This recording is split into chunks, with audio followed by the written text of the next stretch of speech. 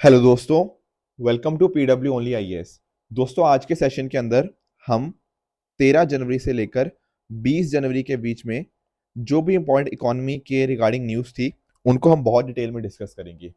Even ना economy के अंदर हम एजुकेशन भी पढ़ते हैं, आप जानते होंगे। तो एजुकेशन के कॉरस्पॉन्डिंग एक बहुत इंपॉर्टेंट रिपोर्ट आई है, दैट इज एसर की रिपोर्ट। ठीक है, तो इसको भी पढ़ेंगे। एएसईआर क्या है, प्रथम एनजीओ क्या है, और बाकी और डिटेल्स भी हम आज के लेक्चर में डिस्कस करेंगे। और भी बहुत इंपॉर्टेंट टॉपिक्स हमें आज डिस्कस करने हैं। लेक्चर स्टार्ट करें उससे पहले एक छोटी सी इन्फॉर्मेशन है आप सभी के लिए। दोस्तों, हमारा टाइटन 2.0 बैच स्टार्ट हो रहा है 22 जनवरी से। अब इस बैच के अंतर्गत आपको सारा यूपीएससी की तैयारी कराई जाएगी, बिल्कुल बेसिक से स्टार्ट करते हुए। और सारे जो फीचर्स होते हैं ना, वो सारे इसमें इन्वॉल्व हैं। चाहे आपकी जीएस की क्लासेस हो गया, आपका सी सेट का कोर्स हो गया, आपकी प्रॉपर पूरा ए टू जेड आपकी तैयारी यहाँ पे यूपीएससी के लिए हो जाएगी। अब इस पर्टिकुलर कोर्स की जो डिटेल्स है आप नीचे डिस्क्रिप्शन में जाके देख भी सकते हो। Plus at the same time जो पहले 3 दिन है, that is 22nd, 23rd and 24 जनवरी, ये 3 दिन की क्लासेस बिल्कुल फ्री हैं। आप यहाँ पर एक तरह से इन क्लासेस को अटेंड कर सकते हो, देख सकते हो कि फैकल्टीज किस तरह से पढ़ाते हैं, किस तरह से सिलेबस कवर करवाया जाएगा। एंड आई एम श्योर आपको ये बहुत ज़्यादा हेल्पफुल होगा। एंड अकॉर्डिंगली आप इस कोर्सेज के अंदर एनरोल करके अपनी यूपीएससी की तैयारी को बेहतर बना सकते हैं। तो टाइटन 2.0 बैच है ये, डिस्क्रिप्शन के अंदर आपको इसका लिंक मिल जाएगा। चलिए स्टार्ट करते हैं आज की डिस्कशन, जहां पर हम स्टार्ट करेंगे एसर रिपोर्ट से। पहली बात तो ये समझो कि अभी क्या हुआ है। अभी एक रिपोर्ट आई है, एसर रिपोर्ट 2023। ठीक है, that is annual status of education report. क्या है इसका टाइटल? इसका टाइटल है बियॉन्ड बेसिक्स। किसने रिलीज करी है? प्रथम फाउंडेशन। अब आप लोग पूछोगे सर प्रथम फाउंडेशन क्या है? ये एक एनजीओ है, नॉन गवर्नमेंटल ऑर्गेनाइजेशन है, इसके द्वारा ये रिपोर्ट निकाली जाती है। दरअसल मैं थोड़ा आपको डिटेल में समझाने की कोशिश करूं तो 2005 से ना ये चीज स्टार्ट हुई कि इन्होंने अपनी रिपोर्ट निकालनी स्टार्ट करी। इस पर्टिकुलर एनजीओ ने क्या निकालता है, ये इस रिपोर्ट में बताता है कि भैया स्कूल में कितने बच्चे आ रहे हैं, उनकी अटेंडेंस कितनी है, कितने बच्चे एनरोल किए हैं, कितने बच्चे अच्छे से पढ़ पा रहे हैं, उनकी मैथमेटिक्स के क्वेश्चन सॉल्व करते हैं नहीं करते। बस ऐसा तो नहीं कि अगले क्लास में जाते जा रहे हैं पर उनको समझ कुछ नहीं आ रहा। ये सारी चीजें हमारे ये रिपोर्ट बताती है। ठीक है, अब 2005 से ना ये स्टार्ट तो हो गई, और 2005 से लेकर 2014 तक ये हर साल आया करती थी। यानी कि क्या आती थी? ये एनुअल रिपोर्ट थी, हर साल आती थी। ठीक है, फिर 2014 के बाद ना, मतलब बेसिकली 2016 ऑनवर्ड्स क्या कर दिया गया, इसको ऑल्टरनेट कर दिया गया। मतलब कि अब ये आया करेगी 2-2 साल के बाद। ठीक है, अभी पिछले साल यानी कि हमारे 2023 में एक रिपोर्ट आई थी, यानी कि 2000 मतलब आज से एक साल पहले जनवरी 2023 में एक रिपोर्ट आई थी। अब आप बोलोगे सर इस बार फिर जनवरी 2024 के अंदर कैसे आ गई? देखो 23 में डेफिनेटली एक साल पहले रिपोर्ट आई थी, पर अब वाली जो रिपोर्ट है ना, ये एक्चुअली एक डिफरेंट चीज के ऊपर टारगेट करती है। एक्चुअल में क्या है ना, जो जनवरी 2024 में रिपोर्ट आई है ये 2023 वाली रिपोर्ट है, 23 में उसके पिछले साल वाली रिपोर्ट आई है। तो इस तरह से है। पर ये जो 2022 वाली रिपोर्ट थी इसका अगला वर्जन आएगा 2024 के अंदर। तो ये 23 वाली में क्या है, ये 23 वाली के अंदर इन्होंने कुछ और चीजों के ऊपर रिसर्च करी है। किन चीजों के ऊपर? इन्होंने देखा है कि यार जो 14 से 18 साल वाले बच्चे हैं वो क्या कर रहे हैं। दरअसल में एसर का जो फोकस है ना, वो 6 से लेकर 14 साल वालों तक होता है मेनली। पर इस बार की जो रिपोर्ट जो अलग से इन्होंने निकाली है, उसके अंदर इन्होंने देखा कि चलो 6 से 14 तो चलो ठीक है, इसके बाद बच्चे क्या कर रहे हैं, 14 से 18 वाले बच्चे क्या कर रहे हैं। तो एक तरह से इन्होंने एक अलग डिमेंशन यहाँ से ओपन करी है। Plus at the same time अब इस एज ग्रुप के ऊपर लोग थोड़ा मोबाइल फोन वगैरह भी यूज करने लग जाते हैं। तो क्या उनके पास डिजिटल स्किल्स हैं? मोबाइल फोन है, मोबाइल फोन है तो कैसे यूज कर रहे हैं? क्या वो ओनली आईएएस को देखने के लिए यूज कर रहे हैं इसको, या फिर अपने मोबाइल को अपने मूवीज वगैरह देखने के लिए यूज कर रहे हैं? ये सारी चीजें इनके द्वारा यहाँ पे स्टडी करी गई। समझे? ओनली एस मतलब स्टडी का कंटेंट। ठीक है, तो ये सब चीजें इन्होंने करी। तो उस हिसाब से देखते हैं कि इनका क्या रिजल्ट निकला, क्या नतीजा इन्होंने सर्वे करके क्या निकाला। तो दरअसल में हुआ क्या है ना, हमारे देश के 26 स्टेट्स के अंदर ये सर्वे किया गया है। राइट, लगभग 35,000 बच्चों का इन्होंने यहाँ पे सर्वे किया, एंड अकॉर्डिंगली ये इस निष्कर्ष पे आए हैं। क्या निष्कर्ष पे आए हैं? निष्कर्ष के ऊपर इन्होंने ये निकाला है कि पहली बात तो आप ये समझो, ऐसा देखा गया कि अगर हम बात करें 14 से 18 साल वाले बच्चों की, तो उसमें से ना 25% बच्चे ऐसे थे जो कि क्लास सेकंड, स्टैंडर्ड सेकंड की जो टेक्स्ट बुक है उसको भी ढंग से नहीं पढ़ पा रहे इन रीजनल लैंग्वेज। तो आप सोच पा रहे हो कि बच्चे अब तो 10th क्लास में हो गए हैं, या फिर उससे भी 10th भी पास कर गए हैं, वो बच्चे भी दूसरी कक्षा की रीजनल लैंग्वेज की किताब अच्छे से नहीं पढ़ पा रहे 25% ऐसे बच्चे हैं। तो कहीं ना कहीं ये बहुत बड़ा इशू है कि बच्चे हम प्रमोट तो करते जा रहे हैं कि सेकंड से थर्ड में हो गया, थर्ड से फोर्थ, फिफ्थ, ऐसे क्लासेस तो उनकी बढ़ती जा रही हैं, पर कहीं ना कहीं उनको पढ़ना अभी भी नहीं आ रहा। ये एक बहुत ही चिंताजनक विषय है हमारे एजुकेशन सिस्टम के लिए। उसी तरह से अगर हम बात करें इस पर्टिकुलर कैटेगरीज में अगर देखा गया तो जो महिलाएं थी वो बेटर कर रही थी in reading the books. 76% females were doing and 71% males थे इसके अंदर। इंग्लिश रीडिंग स्किल्स की बात करें तो ऐसा देखा गया कि केवल 57% बच्चे ही हैं जो इंग्लिश सेंटेंसेस को पढ़ पाते हैं। ये देखो 14 से 18 साल वाले बच्चों की बात हो रही है, इसमें में काफी बड़ा हो चुका है बच्चा, एक 10 साल 10वीं क्लास में है, 11वीं क्लास में है, उसके आसपास ही बच्चा है। तो उसमें से केवल 57% ही है जो इंग्लिश के सेंटेंसेस को पढ़ पाते हैं। पढ़ना एक चीज होती है, उस सेंटेंस को समझना दूसरी चीज होती है। तो 57% पहले तो पढ़ पा रहे थे, उनमें से केवल 73% ही ऐसे बच्चे हैं जो कि इनको समझ भी पा रहे हैं कि क्या जो लाइन बनी, इंग्लिश का सेंटेंस पढ़ा, उसका मतलब क्या हुआ। ऊपर से अगर हम बात करें ना डिवीजन प्रॉब्लम्स की, तो आप नोटिस कर पाओगे केवल 43% बच्चे ही डिवीजन प्रॉब्लम कर सकते हैं, 3 डिजिट वाले। बेसिकली मान लो मैंने आपको नंबर दिया 757 बाय 6, मैंने बोला इसको डिवाइड करके मुझे बताओ कितना कोशेंट आता है, कितना रिमाइंडर आता है। तो भैया केवल 14 से 18 साल वाले 43% बच्चे ही इनको सॉल्व कर पाएंगे और नहीं कर पाएंगे। बहुत ही ये भी खराब सिचुएशन थोड़ा दिखाता है। ऊपर से अगर हम बात करें, ठीक है ना, जैसे कि किस तरह से फाउंडेशनल स्किल्स को रोजमर्रा की जिंदगी के अंदर इसको अपना पाते हैं, नहीं अपना पाते। तो यहाँ पर एक्चुअल में नोटिस किया कि जैसे फॉर एग्जांपल आप ना कोई भी जैसे मैं आपको एग्जांपल समझाता हूँ। जैसे आपने मान लो पार्ले जी का बिस्किट खरीदा, अब पैकेट के ऊपर बहुत सारी इंस्ट्रक्शंस लिखी होती हैं। या फिर और छोड़ो, जैसे आपने ओआरएस का सोल्यूशन देखा होगा, ओरल रिहाइड्रेशन सोल्यूशन, जब थोड़ा डायरिया वगैरह हो जाता है तब उसमें आप पीते हो ये सारी चीजें। उसके ऊपर ना डायरेक्शन लिखी होती हैं कि अच्छा 1 लीटर पानी लो, उस 1 लीटर पानी के अंदर इतने चम्मच ओआरएस डालो, उसको 24 घंटे बाद पियो। ऐसे ऐसे चीजें लिखी होती हैं, आपने ये सब चीजें पढ़ी होंगी। अब ऐसा देखा गया कि केवल 2/3 यू बच्चे ही ऐसे थे, बेसिकली 14 से 18 साल वाले, जो कि ये समझ पा रहे थे कि ओआरएस के सोल्यूशन के ऊपर क्या लिखा हुआ है, वो पैकेट के ऊपर क्या लिखा हुआ है, उसको कैसे अप्लाई करना है। तो ये भी देखो कंसर्निंग सिचुएशन है कि सिर्फ 66 या 65% ये चीज कर पा रहे हैं, बाकी 35% ये कर ही नहीं पाएंगे। साथ में अगर आप नोटिस करो स्मार्टफोन की अगर हम बात करते हैं, तो यहाँ पे नोटिस कराने को मिला कि जिनको हमने सर्वे किया उनमें से 90% घरों के पास स्मार्टफोन्स था, 95% बॉयज और 90% गर्ल्स एक तरह से यूज कर पा रही थी कि स्मार्टफोन कैसे यूज किया जाता है। अब जिन लोगों के पास स्मार्टफोन्स था उनमें से केवल 2/3 लोग ऐसे थे जो कि इसको एजुकेशन रिलेटेड एक्टिविटीज के लिए यूज करते हैं। बेसिकली जैसे अब आज हम इकोनॉमी न्यूज वीकली देख रहे हैं, इसी तरह से कल सीसेट वीकली आएगा हमारा, या फिर हमारा जो प्रीलिम बूस्टर आता है। तो ये इस तरह के जो एजुकेशन वाले कंटेंट है ना, ये सिर्फ 2/3 बच्चे ही देख पा रहे हैं। बाकी बच्चे क्या कर रहे हैं, अरे बाकी बच्चे मूवीज देख रहे हैं, मतलब स्मार्टफोन की मदद से। समझे इस बात को। बाकी सिर्फ 65% ही ऐसे हैं जो कि स्टडीज के रिगार्डिंग, डाउट सॉल्विंग के रिगार्डिंग इनके लिए अपने मोबाइल फोन्स को यूज कर रहे हैं। तो ये कुछ चीजें हैं यहाँ पर है भी, किन किन बच्चों के पास स्मार्टफोन है। जैसे बच्चे 18 साल के आसपास हो जाते हैं ना, वहां पर उनके पास स्मार्टफोन बहुत ज्यादा तादाद में हमें देखने को मिलते हैं।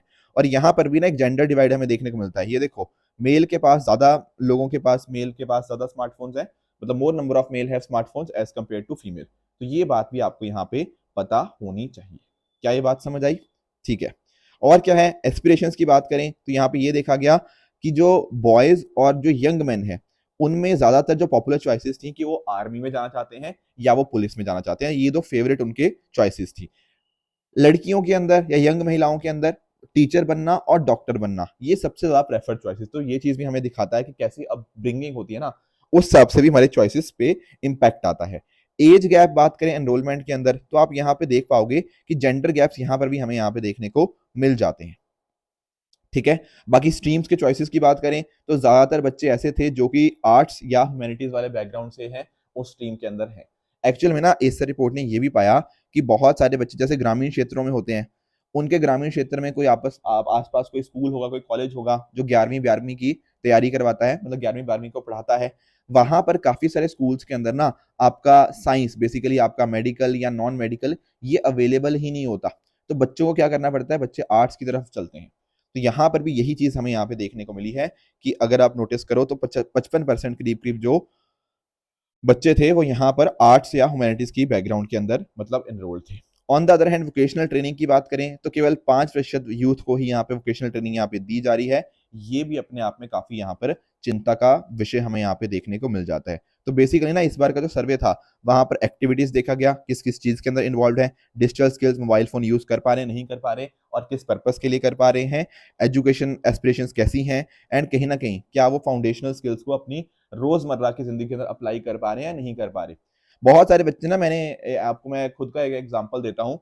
एक मतलब एक पर्सन को मैं जानता था, कुछ दिन पहले उनसे मिला, तो उनकी ना कैलकुलेशन वगैरह वो कर लेते हैं। मतलब मैं अगर उनसे बोलूं कि भाई आप ये बताओ कि 750 बाय 19 क्या होगा, तो उसका रिजल्ट मुझे बता देंगे।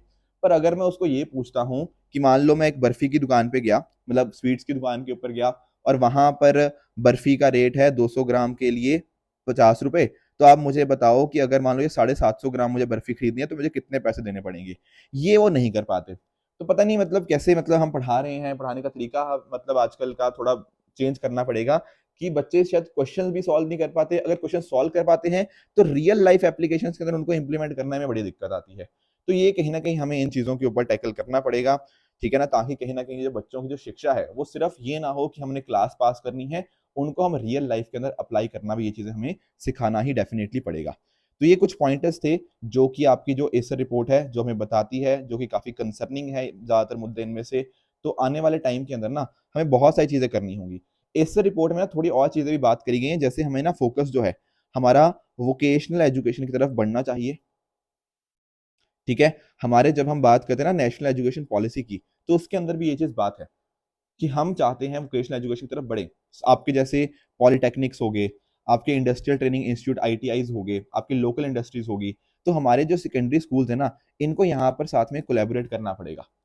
आपके स्कूल्स के अंदर स्किल लैब्स वगैरह खोलनी पड़ेंगी, ठीक है ना। तो इस तरह से आपके एजुकेशनल इंस्टीट्यूशन अगर आपके वोकेशनल एजुकेशन को यहाँ पे ऑफर करें तो अपने आप में बहुत अच्छी चीज होने जा रही है। फॉर्मल के साथ साथ हमें जो इनफॉर्मल एजुकेशन है उसको भी यहाँ पे प्रमोट किया जा सकता है, ठीक है। जैसे रूरल स्कूल्स के अंदर, कॉलेजेस के अंदर कुछ स्केल के ऊपर आप एग्रीकल्चर और बाकी चीज़ों के बारे में भी इंफॉर्मेशन दे सकते हो। डिजिटल टेक्नोलॉजी को आपको कैसे यूज़ करना है, ये भी हमें आने वाले टाइम के अंदर डेफिनेटली इसको हमें यूज़ बताना पड़ेगा, क्योंकि अदरवाइज आप नोटिस करो एक ऑनलाइन बिहेवियर एक ऐसी चीज़ है ना, आपने अगर इसको रेगुलेट नहीं किया या फिर ढंग से बच्चों को समझाया नहीं, तो वो गलत डायरेक्शन में भी जा सकते हैं ऑनलाइन बिहेवियर नेगेटिव होने की वजह से, ठीक है ना। इसी के साथ ऑनलाइन बिहेवियर अगर अच्छे से यूज किया जाए तो बच्चों में क्रिटिकल थिंकिंग स्किल्स भी आएंगे, वो नई नई चीजें सीख पाएंगे, ओनली आईएएस एक्सटेंडेड जैसे चैनल्स को फॉलो करेंगे ताकि उनकी प्रेपरेशन बेहतर होगी, है ना, नई नई चीजें सीख पाएंगे यार। नहीं तो आप खुद देखो, आप लोग भी मतलब आप भी देखते हो यूट्यूब के ऊपर बहुत सारी चीजें हैं। यूट्यूब के ऊपर अगर आप चाहो ना तो शायद 10 घंटे भी आप लगे रहो, आप बोर नहीं होंगे, क्योंकि यूट्यूब के ऊपर आपको मूवीज भी हैं, गाने भी हैं, और बहुत तरह का एंटरटेनमेंट है। तो एक पर्सन ये भी है जो यूट्यूब को इस तरह से यूज करता है। On the other hand YouTube आप एजुकेशन पर्पसेस के लिए भी बहुत अच्छे से यूज कर सकते हो, करंट अफेयर्स के लेक्चर्स देख सकते हो, उससे आपकी नॉलेज इंहेंस हो सकती है, बहुत सारे एजुकेशनल वीडियोस आपको मिलते हैं। तो बेसिकली ना हमें इस डिजिटल टेक्नोलॉजीज को प्रॉपर ढंग से रेगुलेट करने की जरूरत है ताकि हम इसको कंस्ट्रक्टिवली यूज कर पाए, ऐसा यहाँ पर प्रथम एनजीओ की इस रिपोर्ट का यहाँ पे मानना है।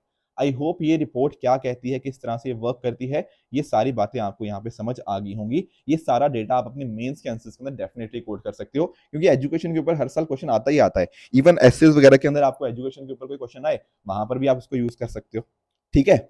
ओके आगे चलते हैं, ड्राफ्ट इंडियन स्टैंप बिल 2023। देखो पहले तो मैं आपको स्टैंप ड्यूटी समझा देता हूँ, क्योंकि हो सकता है कुछ बच्चों को स्टैंप ड्यूटी के बारे में जानकारी ना हो।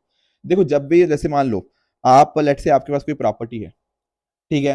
अब प्रॉपर्टी के रिगार्डिंग आप कोई भी अपनी ट्रांजैक्शन करते हो, मान लो उसको बेचते हो या कुछ भी इस तरह की ट्रांजैक्शन करते हो, तो क्योंकि आप एक भारतीय नागरिक हो, आप एक इंडियन सिटीजन हो, ठीक है ना, इंडियन सिटीजन होने की वजह से आप जब भी कोई प्रॉपर्टी का ट्रांजैक्शन कर रहे हो, इस ट्रांजैक्शन को करते टाइम ना आप इंडियन गवर्नमेंट को एक स्टैंप ड्यूटी देते हो, एक तरह के टैक्स के फॉर्म के अंदर। समझे इस बात को। तो स्टैंप ड्यूटी उस चीज को बोलते हैं। तो स्टैंप ड्यूटी लेवाई कौन करता है, ये लेवाई की जाती है आपकी सेंट्रल गवर्नमेंट के द्वारा, बट स्टेट्स वगैरह इसको यहाँ पे कलेक्ट करती हैं, ठीक है ना, as per the article 268 of constitution. दरअसल में है क्या है ना, अगर आप जाओगे अपना शेड्यूल 7 के अंदर, जहां पर आपको union list, state list, concurrent list देखने को मिलती है, उसकी यूनियन लिस्ट की एंट्री नंबर 91 देखोगे, वहां पर ये चीज कवर्ड है, स्टैंप ड्यूटी। तो ये चीज आपको पता होनी चाहिए कि स्टैंप ड्यूटी आपकी यूनियन लिस्ट के अंदर कवर है। तो यहाँ पर इंडियन स्टैंप एक्ट है, 1899, काफी पुराना एक्ट हो चुका है। अब हमारी जो मिनिस्ट्री ऑफ फाइनेंस है, दैट इज उनके अंदर जो डिपार्टमेंट ऑफ रेवेन्यू है, उसके द्वारा एक इंडियन स्टैंप बिल का ड्राफ्ट यहाँ पे पेश किया गया है, ताकि हम जो स्टाम्प ड्यूटी रजीम है इसको यहाँ पे रिवैम्प कर पाए, इसको नए ढंग से यहाँ पे लेकर आ पाए। तो इनफैक्ट ना हमारी जो लॉ कमीशन है उसने भी बहुत सारी रिकमेंडेशंस दी थी। तो मेजर जो रिकमेंडेशन है ना उनके हिसाब से ये है कि आज के समय के ऊपर आप नोटिस कर रहे हो यार कि हर चीज डिजिटल हो रही है, तो यहाँ पर भी ना हम ई स्टैंपिंग करने की कोशिश कर रहे हैं कि डिजिटली ये सारी चीजें हो जाए। ये जो स्टैंप ड्यूटी वगैरह का बहुत लंबा प्रोसेस होता है उस चीज को हम यहाँ पे छोड़ के ई स्टैंप की तरफ बढ़े, जहां पर ई स्टैंप क्या होगी, इलेक्ट्रॉनिकली जनरेटेड इंप्रेशन होगा, जहां पर ये शो हो जाएगा कि आपने स्टैंप ड्यूटी को पे कर दिया है, चाहे इलेक्ट्रॉनिक तरह से या फिर किसी और तरह से। बट मेजर मैं आपको बताना चाहता था कि बेसिकली ये चीजें क्या हैं, ये आपकी यूनियन लिस्ट के अंदर आती हैं। जैसे स्टैंप ड्यूटीज ऑन डॉक्यूमेंट्स, जैसे ये सारे डॉक्यूमेंट्स ये सारे पढ़ रहे हो, bills of land leading, letter of credit, policies of insurance, transfer of shares, इनके अंदर जो भी स्टैंप ड्यूटी लगती है वो सारी यूनियन लिस्ट के अंदर है। इनके अलावा जो भी डॉक्यूमेंट बचे वो सारी स्टेट लिस्ट के अंदर आएंगी, ठीक है ना। तो मेजर जो है वो आपकी यूनियन लिस्ट के अंतर्गत ही है। कुछ एक्स्ट्रा जो डॉक्यूमेंट्स बच जाते हैं वो आपकी स्टेट लिस्ट के अंदर आती हैं, तो आपको ये बात भी पता होनी चाहिए। आगे चलते हैं, NHAI one vehicle one FASTag initiative. Sir FASTag तो हमें पता है, हमारी जैसे गाड़ी है ना, हमने गाड़ी के ऊपर फास्टैग लगवा रखा है। उस वो हमारी जो गाड़ी के ऊपर फास्टैग लगा हुआ है, हमारी गाड़ी जब किसी टोल प्लाजा या टोल बूथ के ऊपर जाती है तो ऑटोमेटिकली वो इसको स्कैन कर देती है। RFID टेक्नोलॉजी के बारे में आप जानते होंगे, उसके माध्यम से जो टोल पेमेंट है डायरेक्टली हो जाती है। अब पहले तो होता था कि पैसे रखने पड़ते थे, हम उसको देते थे, वो हमें खुले पैसे देता था, इस तरह से काम होता था। पर अब तो हमारी व्हीकल की विंड स्क्रीन के ऊपर फास्टैग लग रखा है, अकॉर्डिंगली ये चीज हो जाती है। बिल्कुल ठीक बात है, इससे फायदा भी काफी होता है। एक तो हमारा देखो फ्यूल बचता है, टाइम बचता है, ये सारी चीजें हैं। डेफिनेटली कैशलेस ही हम इसको पेमेंट कर सकते हैं, हमारे बैंक अकाउंट के साथ डायरेक्टली लिंक होता है। पर ऐसा देखा गया है कि कई बार पता क्या होता है, एक ही फास्टैग को मल्टीपल व्हीकल्स के ऊपर लगाया जा रहा है। हालांकि सरकार ने कोशिश पहले भी की थी इसको हटाने की, पर अभी भी ऐसा देखा गया है कि कई बार सिंगल फास्टैग को आप मल्टीपल व्हीकल्स के ऊपर यूज कर रहे हो, या फिर एक ही व्हीकल्स के ऊपर मल्टीपल फास्टैग्स होंगे। तो ये सारी चीजें हटाने के लिए ना, इसके बिहेवियर को डिस्करेज करने के लिए NHAI ने इनिशिएटिव लेकर आया है, national highway authority of India के द्वारा one vehicle one FASTag initiative, ताकि एक फास्टैग मतलब एक व्हीकल, ऐसा नहीं होना चाहिए कि मल्टीपल व्हीकल्स के ऊपर एक ही फास्टैग है या फिर एक व्हीकल के ऊपर मल्टीपल फास्टैग है, ये अपने आप में चीज गलत है। तो इस तरह से हम वन व्हीकल वन फास्टैग लेकर आए हैं NHAI, ताकि जो हमारे टोल कलेक्शन सिस्टम है उसकी एफिशिएंसी को और इंप्रूव कर पाए, एंड टोल प्लाजास के ऊपर जो मूवमेंट है बड़े आराम से हो पाए। नहीं तो होता क्या है ना, बहुत लंबे टाइम तक वहीं पर लोग खड़े रहते हैं, झगड़ते रहते हैं, ये सारी चीजें होती रहती हैं, ठीक है। तो ये चीज पता होनी चाहिए कौन लेके आया इसको, NHAI, national highway authority of India. Next चलते हैं अगली टॉपिक की तरफ, that is India first national highway steel flag road section. क्या मतलब इस चीज का, देखो आप ना स्टील के बारे में तो जानते हैं, सिर्फ बिल्कुल स्टील के बारे में तो हम जानते हैं। तो स्टील को जब आप बनाते हो ना, जब स्टील मेकिंग होती है फर्नेसेस के अंदर, तो उस टाइम स्टील मेकिंग में ना एक बाय प्रोडक्ट निकल के आता है। बाय प्रोडक्ट समझते हो कि उसका एक और आउटपुट निकल के आता है। आप बना कुछ और रहे थे पर साथ में कई बार कुछ और भी साथ में निकलता है, तो वो है स्टील स्लैग, ठीक है ना। ठीक है, अब ये स्लैग कैसे अकर करता है, as a molten liquid melt, ठीक है। इसमें आपको सिलिकेट्स ऑक्साइड्स आपको देखने को मिल जाएंगे, ये सारी चीजें। अब ये बाय प्रोडक्ट है, स्टील तो हमारा बन गया, उसके अलावा ये भी बन गया। अब स्टील को तो चलो हम यूज कर लेंगे जहां हमें यूज करना होगा, पर ये स्टील स्लैग को कहाँ यूज करेंगे। देखो स्टील स्लैग के ना अलग अलग यूजेस हो सकते हैं, बहुत अलग अलग जगह पे आप यूज कर सकते हो। One of the use is कि आप इसको रोड्स बनाने के अंदर यूज करो। समझे इस बात को, क्योंकि अपने आप में बहुत स्ट्रांग होता है। तो आप इसको अलग अलग जगह पे, हाईवे शोल्डर्स के इस तरह, एम्बैंकमेंट्स की तरह, यहाँ पर हर हर जगह पे आप इसको आपको यहाँ इसको कर पाओगे। आप इसको समझो कि जब आपने सड़कें बनाई यूजिंग स्टील स्लैग, तो वो जो सड़कें होंगी ना, वो बहुत मोटी नहीं होंगी, वो कम पतली होंगी, मतलब कम मोटी होंगी, 30% लेस थिक होंगी। पर ये जो सड़कें होंगी अपने आप में बहुत ज्यादा स्ट्रांग होंगी, क्योंकि इनकी स्ट्रेंथ बहुत ज्यादा होती है। तो इसकी मदद से ना national highway authority of India हमारे देश के अंदर नेशनल हाईवेज जो बनाएगा वो बहुत ज्यादा स्ट्रांग बनेंगे। क्यों? क्योंकि इसका मटेरियल बहुत अच्छा है स्टील स्लैग का, ठीक है ना। उसके ऊपर जब आप इसको करोगे, इसको बनाओगे, तो जो कॉस्ट लगेगी वो 30% कम लगेगी। तो आप नोटिस कर पा रहे हो, कॉस्ट भी कम लग रही है, आपकी सड़कें भी स्ट्रांग हो रही हैं, और आपकी जो रोड की कंस्ट्रक्शन है वो इको फ्रेंडली भी हो रही है। हमारा तो कोशिश यही है कि हम अपनी ग्रीन हाउस गैस इमिशंस को कहीं ना कहीं कम करें, कार्बन फुटप्रिंट हम यहाँ पे कम करें इन रोड कंस्ट्रक्शन एक्टिविटीज। तो ये जो आपका तरीका है ना स्टील स्लैग के थ्रू, ये उसमें हेल्प करेगा। तो वेस्ट का भी आपने यूज कर लिया। देखो क्या है, स्टील स्लैग एक तरह से वेस्ट ही तो है, क्योंकि हमें तो स्टील बनानी थी, स्टील स्लैग तो उसका बाय प्रोडक्ट आ गया। तो वेस्ट को आपने किस चीज में कन्वर्ट कर दिया, सर वेस्ट को हमने वेल्थ में क्रिएट कर दिया। तो यही तो हम बात करते हैं वेस्ट टू वेल्थ की, समझे इस बात को। तो कहीं ना कहीं इससे फायदा होगा। हमारा सस्टेनेबल डेवलपमेंट गोल नंबर 9 भी है, जहां पर हम बात करते हैं इंफ्रास्ट्रक्चर कैसा होना चाहिए हमारा, resilient infrastructure through inclusive and sustainable industrialisation. तो ये हमें उस चीज के अंदर भी हेल्प करता है। तो ये बात आपको यहाँ पे पता होनी चाहिए। तो अभी क्या हुआ है ना, अभी यहाँ पे आप नोटिस कर पाओगे, एक हमने नेशनल हाईवे इनॉग्रेट किया है, जिसके अंदर हमें स्टील स्लैग रोड सेक्शन हमें देखने को मिलता है। तो ये जिंदल स्टील, ठीक है, जीएसडब्ल्यू जो स्टील है उसकी एक्सपर्टीज और साथ साथ सीएसआईआर आरआई, इसकी यहाँ पे साथ मिलकर इन्होंने यहाँ पे मुंबई गोवा हाईवे के ऊपर ये चीज यहाँ पे बनाई है, ठीक है ना। तो ये चीज यहाँ पे आपको पता होनी चाहिए इस चीज के बारे में। दोस्तों ये थी आज की डिस्कशन। पिछले हफ्ते मैंने कुछ आपको होमवर्क दिया था, उसका हम आंसर डिस्कस कर लेते हैं। एक था एफडीआई और एफआईआई के बीच का फर्क। मैंने कई बार आपको बता दिया अब तो कि एफआईआई क्या होती है, एक तरह की हॉट मनी होती है। यहाँ पर पैसा बाहर से आता है, किस पर्पज से, सिर्फ प्रॉफिट मेकिंग से। पैसा आएगा, इन्वेस्ट होगा शेयर्स की फॉर्म में मान लो, और अकॉर्डिंगली ना जैसे उनको प्रॉफिट दिखेगा वो फटाफट पैसा लेके अपना बाहर। तो अपने आप में ना ये बहुत ही वोलेटाइल होती है, इसीलिए इसको हॉट मनी बोलते हैं, ठीक है। On the other hand FDI क्या होती है, बेसिकली काफी स्टेबल होता है, लंबे टाइम के लिए यहाँ पे पैसा आता है, ठीक है। तो यहाँ पर सिर्फ मैनेजमेंट ही नहीं, आप मैनेजमेंट भी देखोगे, टेक्नोलॉजी भी बाहर से आ रही है, सारा कुछ यहाँ पे हमें देखने को मिलता है। तो हमारी इकोनॉमी के लिए ना एफडीआई बहुत ज्यादा हेल्पफुल होता है। एफआईआई के अंदर सिर्फ पैसा ही आ रहा है, ठीक है। तो पहली स्टेटमेंट बोल रहा है कि एफआईआई मैनेजमेंट स्किल्स ज्यादा, टेक्नोलॉजी नहीं, नहीं नहीं, ये एफडीआई की बात हो रही है। उसी तरह से ये तीसरी स्टेटमेंट देखो कि कह रहा है एफडीआई सेकेंडरी मार्केट के अंदर फ्लो होता है, FII primary market. Primary market होती है तो पहली बार मतलब एक कंपनी के कुछ शेयर्स के अंदर डाल रहे हो, सेकेंडरी मार्केट के अंदर उनकी ट्रेडिंग होती है। तो ऐसा थोड़ी होता है, ये बात तो गलत है। चौथा कह रहा है एफआईआई ज्यादा स्टेबल होता है, अरे अभी तो बताया एफडीआई इज मोर स्टेबल। तो दरअसल में इसका आंसर बनेगा ऑप्शन नंबर बी, एफआईआई की मदद से आपको पैसा, कैपिटल अवेलेबिलिटी बढ़ती है, बिल्कुल ठीक बात है। On the other hand FDI कुछ आपके स्पेसिफिक सेक्टर्स को टारगेट करता है, बिल्कुल ये बात भी ठीक है कि उन पर्टिकुलर सेक्टर्स में ये चीज देखी जाती है। होता क्या है ना, अगर हम बात करते हैं लिस्टेड कंपनीज की, तो लिस्टेड कंपनी में अगर जो ओनरशिप है वो 10% से ज्यादा होती है, इसको हम यहाँ पे बोलते हैं एफडीआई। अगर वो 10% से कम होती है तो इसको बोला जाता है एफआईआई। ये लिस्टेड कंपनीज की बात कर रहा हूँ, अदरवाइज अनलिस्टेड कंपनीज तो डायरेक्टली आपके एफडीआई के अंदर ही आ जाती है। तो ये कुछ पॉइंटर्स थे जो हमें यहाँ पे पता होने चाहिए थे, मैंने एडिशनल इन्फॉर्मेशन भी आपको यहाँ पे दे दी। दूसरा क्वेश्चन मैंने आपको पूछा था रिगार्डिंग हाई सेविंग इकोनॉमी। ये कह रहा है कि अगर हम हाई सेविंग इकोनॉमी हो भी ना, तब भी हो सकता है कैपिटल फॉर्मेशन की वजह से आउटपुट के अंदर कुछ इफेक्ट आए ही ना। ऐसा क्यों, देखो एक्चुअली मैं आपको समझाता हूं। एक चीज होती है हमारी कैपिटल आउटपुट रेशियो। सर इसका क्या मतलब कैपिटल आउटपुट रेशियो का? कैपिटल आउटपुट रेशियो का मतलब ये है कि मान लो आपको 1 यूनिट ऑफ आउटपुट निकालना है, ठीक है, उसके लिए आपका कितना कैपिटल लग रहा है। अब मुझे आप बताओ, अगर मान लो आप बोल रहे हो सर कैपिटल कम लग रहा है 1 यूनिट ऑफ आउटपुट निकालने के लिए, इसका मतलब पता क्या है, इसका मतलब है कि आप ज्यादा एफिशिएंट हो। समझे इस बात को, अगर आप कम इनपुट्स को यूज करते हुए 1 यूनिट ऑफ आउटपुट निकाल दोगे, that is a good thing for the economy. On the contrary, अगर मान लो आपका कैपिटल आउटपुट रेशियो ज्यादा है, बेसिकली आप कैपिटल ज्यादा लगा रहे हो, मोर कैपिटल इज रिक्वायर्ड, उस केस में ना मतलब क्या हो कि आप इनएफिशिएंट हो।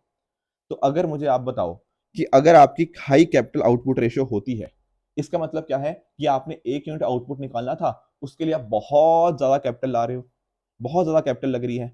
अगर ऐसी सिचुएशन आती है, इसका मतलब क्या है कि डिस्पाइट हैविंग कैपिटल फॉर्मेशन, उसकी वजह से आउटपुट नहीं आएगा, क्योंकि आपकी कैपिटल आउटपुट रेशियो ही बहुत ज्यादा है। दरअसल में इसका correct answer option number D बन जाएगा, ये इसका सही आंसर रहेगा, ठीक है। तो ये थे पिछले हफ्ते के होमवर्क जो मैंने आपको दिए थे।